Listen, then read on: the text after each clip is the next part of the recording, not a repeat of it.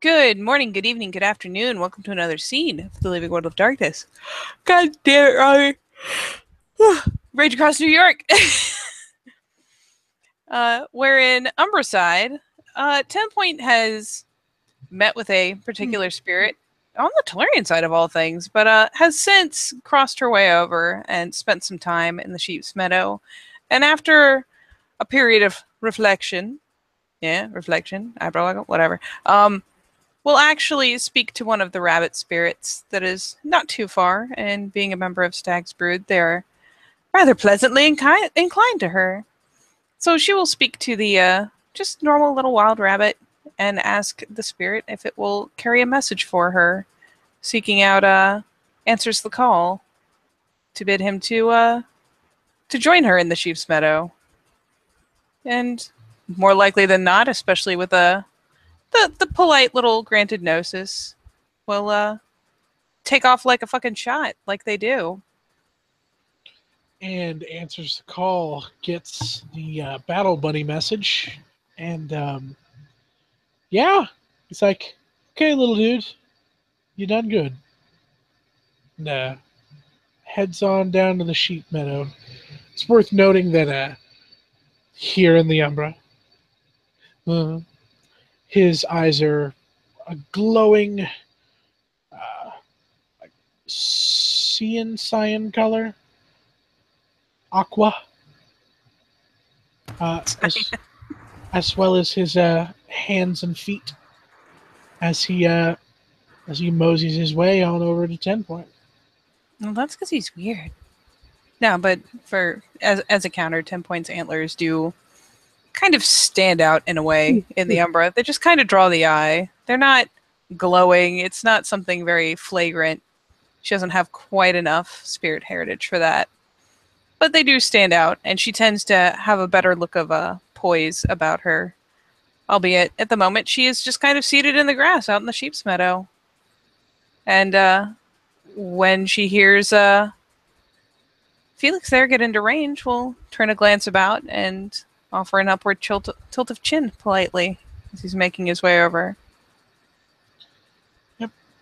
And Felix will he'll just gesture with his hand that it's all right. Let's go, bruh. Yep. And she'll probably have various paraphernalia about her person. Nothing too crazy, but there's at least one stick of incense still poked into the dirt and smoldering and whatnot. Yep. And he will sit on the opposite side of it as her, so that this lovely trail of smoke is between them. Apologies for calling you to me, Ra, but I was not sure of any better way to arrange speaking to you. Not a problem. Not a problem. 10 Point. I needed to speak with you as well.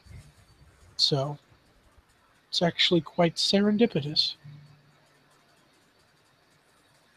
She smirks a bit. She's unusually at ease, being as they're in the Umbra and there's only the two of them around. So she's far more relaxed than usual and is being much more open, generally in expression.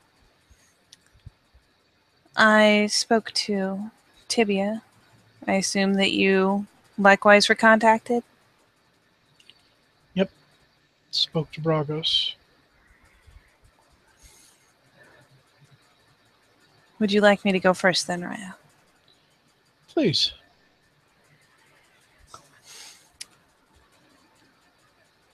Queen Tibia actually had me meet with her Tellurian side. She sent a cat to lead me to the Cairn Heart and manifested there. And we spoke through a mind link, I believe. Whatever the case, she said that she had met with her various council and had found terms that they could agree upon for putting peace between the two kingdoms.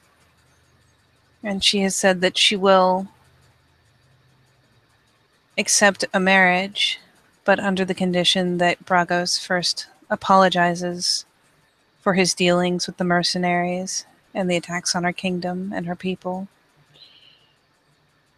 A marriage between their heirs, or I she's... asked if Bragos had children, and she honestly, she looked at me like I was a child, but I had thought that perhaps Bragos had no heirs. He's yet to name one, which leads me to assume that, and this stays between us, leans forward and lowers his voice. Nothing but bastards. It might be simpler. Tibia is willing to do what must be done, but she has no love for Bragos. Apparently, in the past, the kingdom of pets was led by a cat spirit. Right? That's what I discovered as well. And from what I was able to learn, she merely told me that Bragos came and took that position. I consulted many lives past and came to find that his ascension was at the behest of the Guru because they were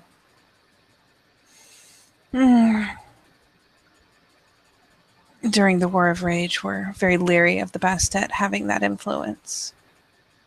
Mm-hmm. And I can't believe I'm saying this, so mark this down as an historic moment. But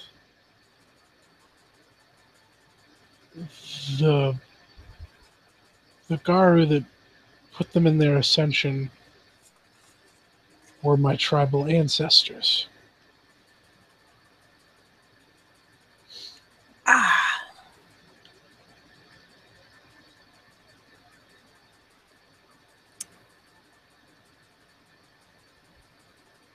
Well.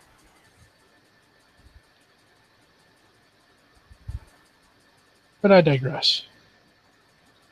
The Queen has demands.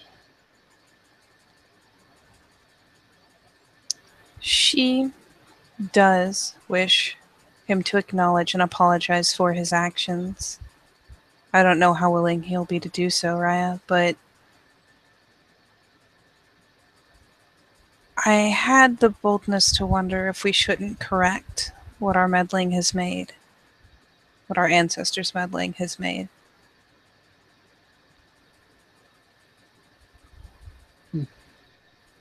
The cats are not fond of the idea of being less than a frog, particularly in a kingdom of pets when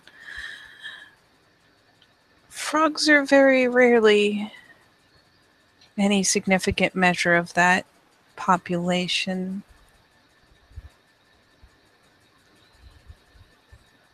Oh, and she did as well tell me that her contacts had informed her that while both are perhaps away from their kingdoms, Bragos is amassing forces and gathering his army. It's very possible that he means to march on her kingdom while she is away from it. There are suspicions on the opposite side as well. And I proposed a solution to Bragos.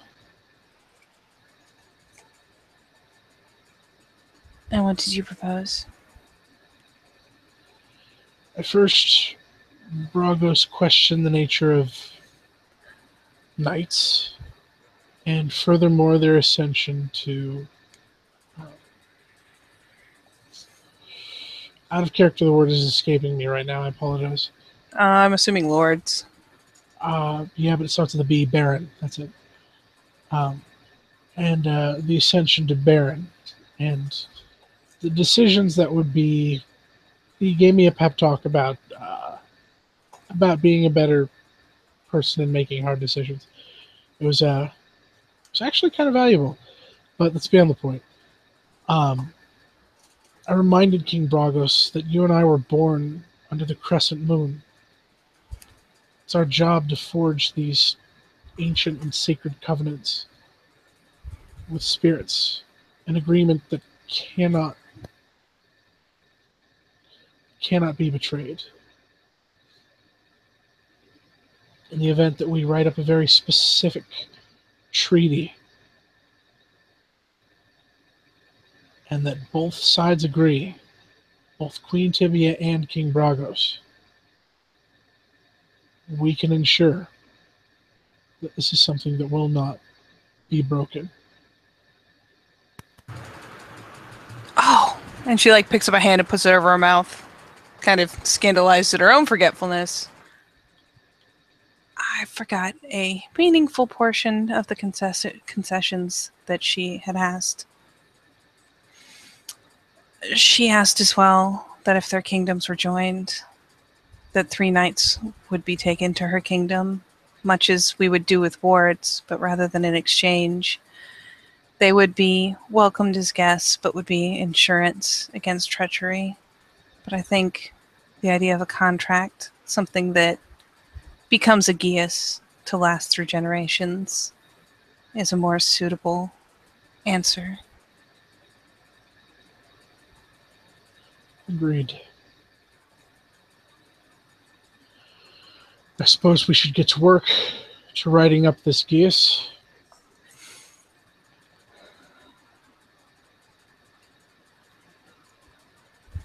Beyond that, there's the matter of informing both the Queen and the King of the revised agreement. I totally thought that they were going to marry their kids. I had hoped, as the two of them have no love for each other, it would have been a simpler, perhaps more bearable way. If Bragos names an heir, it still has potential. She does not seem eager to do this, but she will do what she has to for her people. Yes. If any of his heirs were, at the risk of being insensitive, something of a more agreeable species, it would probably make the bond much easier to bear. Mm-hmm.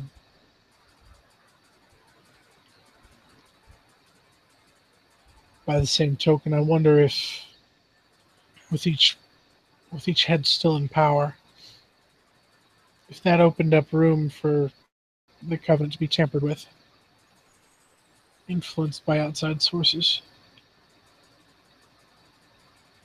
If the Queen offers her hand, Bragos has stated that that's the preferred method.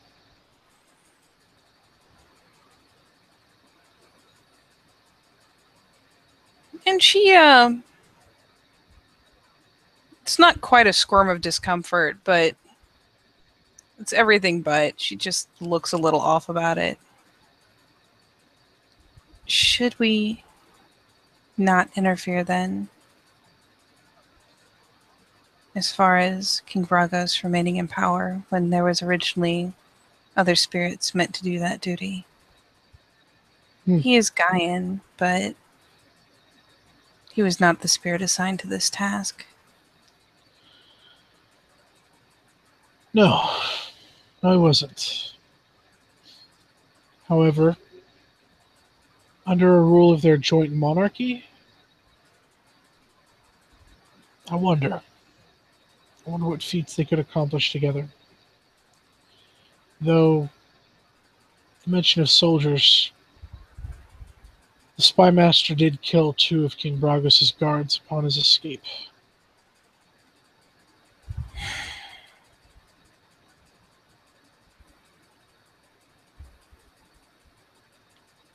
I hope it is something that could not have been avoided. Knowing that, Cat? Possibly. But probably? No.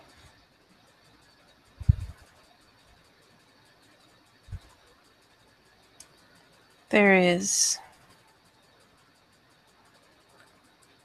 Albeit it is insensitive. The fact that he holds the same blood as the Queen should grant him some clemency on that. Mhm.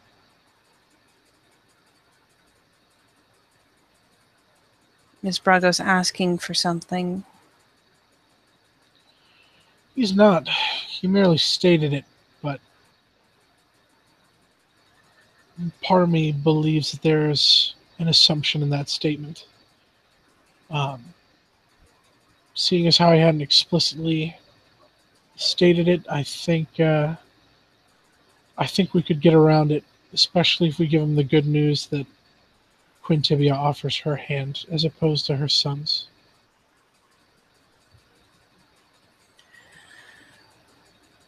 I suppose if worse comes to worse, some manner of exchange can still be made. More of an, not wards per se, because the children would be theirs, but perhaps an exchange of members of their court.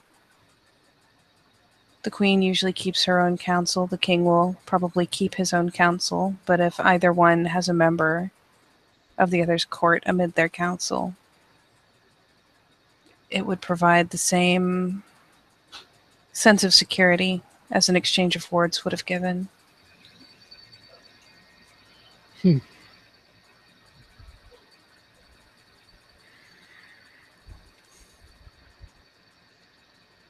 So you propose a meeting of the councils. Potentially, but more than anything, I propose that there be some manner of exchange so that either is both aware that a member of the other court can hear their meetings and at the same time has one close at hand should they feel the need to ensure themselves. Normally it would be an exchange of children between kingdoms, but as their kingdoms would be the same, it makes little sense. Indeed.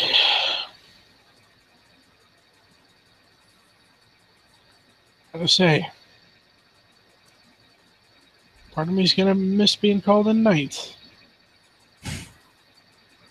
It's kind of cool. I suppose I could do worse than being called a squire. Yeah. And he just like tucks his lip in for a second. She actually kind of grins. I've been called worse things, I assure you. Yeah. So, potential meeting of the councils, a drafting of a constitution. Sounds like we've got our hands full. We do. And in fact, meeting with either one and their councils or their councils, having the support of the council would be much to our benefit, and especially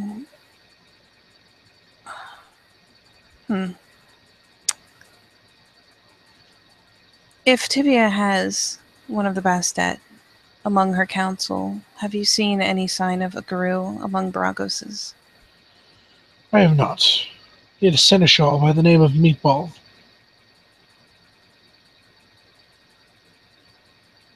She has to take a second on that one.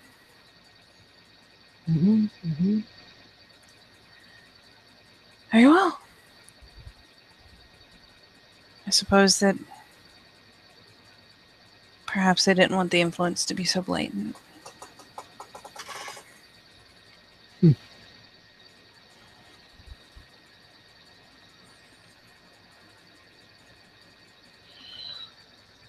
So, that's how it is. That's how it's going to have to go.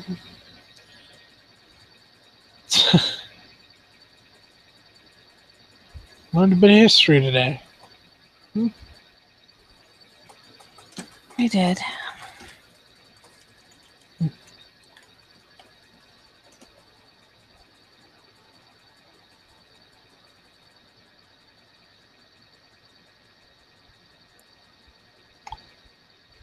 I still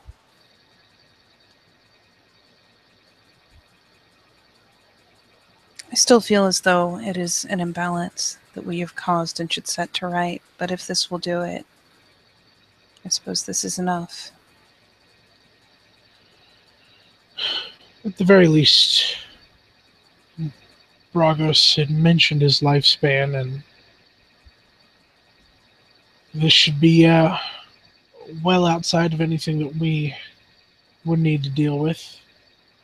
And for all we know, the apocalypse may happen before a potential leader dies. It wasn't so much the matter of the death as the matter that we put him there where he didn't belong. And I wonder if the kingdoms would flourish more if they were as they were meant to be. I see your point.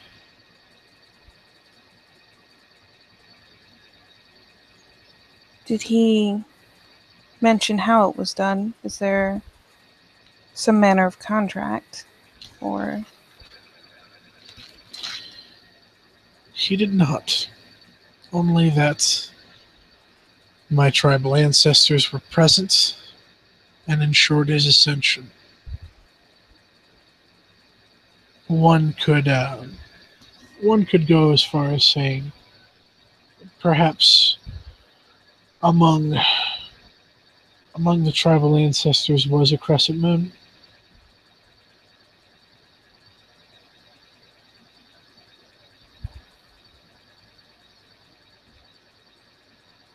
it would explain Obsidian Claw's reservations a bit.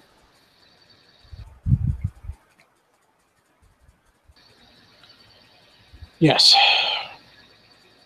Between that and all this business with the War of Rage, it's good that we can finally put some of this behind us.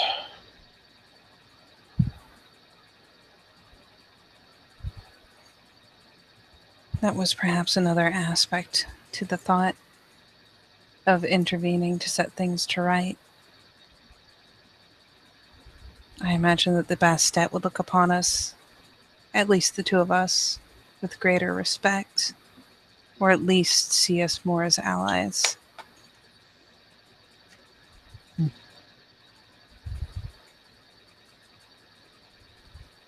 the same time, we would be risking the favor of the spirits. Have we not forgot the story of the first Theurge?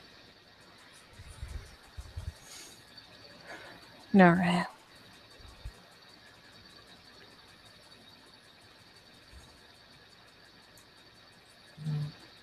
I'm of the opinion, and you're free to share yours as well, that while the War of Rage occurred, and it was a tragedy, and in many ways an atrocity, it is something we'll be able to mend in time, perhaps. When it comes to the spirits, it's I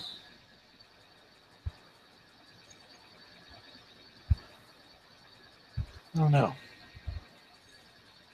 An entire shift of power may cause even further unrest. Perhaps I could continue to consult those that came before me.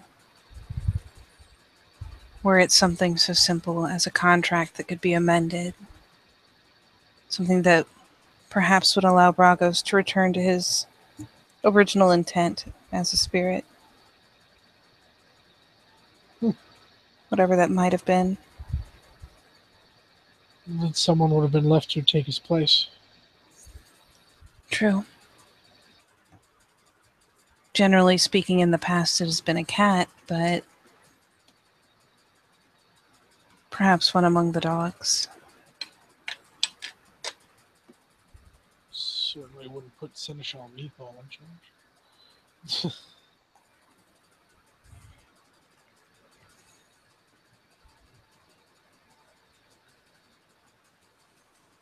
No.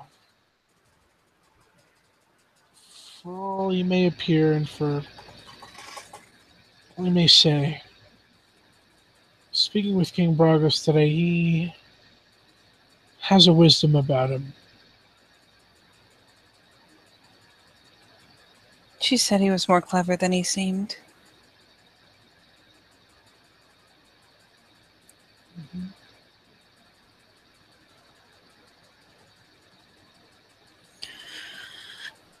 Very well. A contract then, and another conversation with Tibia. To propose this change. A proper geas should make her feel plenty secure in her place.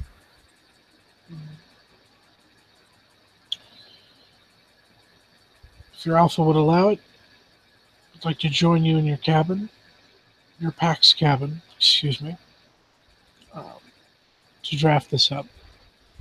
Of course. You're welcome in our home. He nods.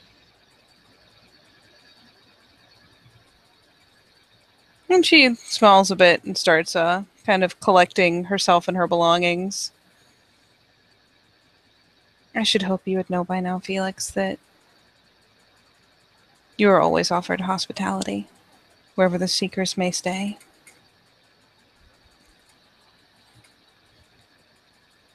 And he nods. Still feel it necessary to ask, as tenant of the litany. It's the polite and proper way.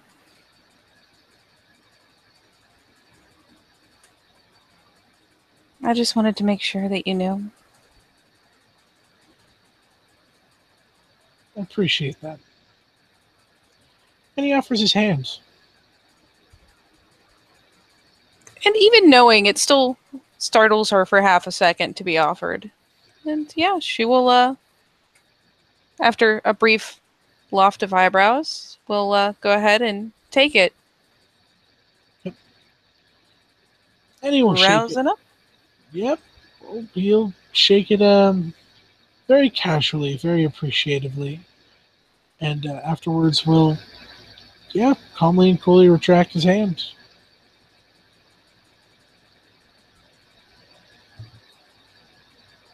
And by then she'll be warmly smiling, tucking the last thing or two into her bag, flicking the flap down. Would you like to come now? Or do you mean to come by later?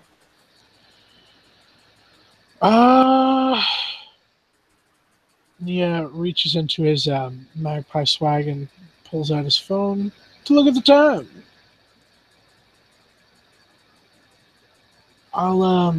We'll cross back to the Tolarian. I'll need to inform uh, someone of where I'm at. Otherwise, yeah, now is fine. And she'll nod. And seeing as he's talking about crossing and then making his call, she will politely turn and start heading back that way through the Umbra so that there's no doubt of having her in earshot or anything like that.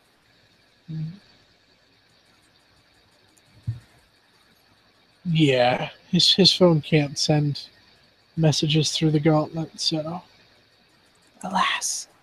alas, he will follow. Okay.